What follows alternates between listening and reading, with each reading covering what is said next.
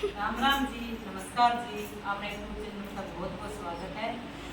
आज मैं सजने मिले पोताले के काचवाड़ा भगवती महाराज को बहुत ही बढ़िया गीत सुना रही हूँ।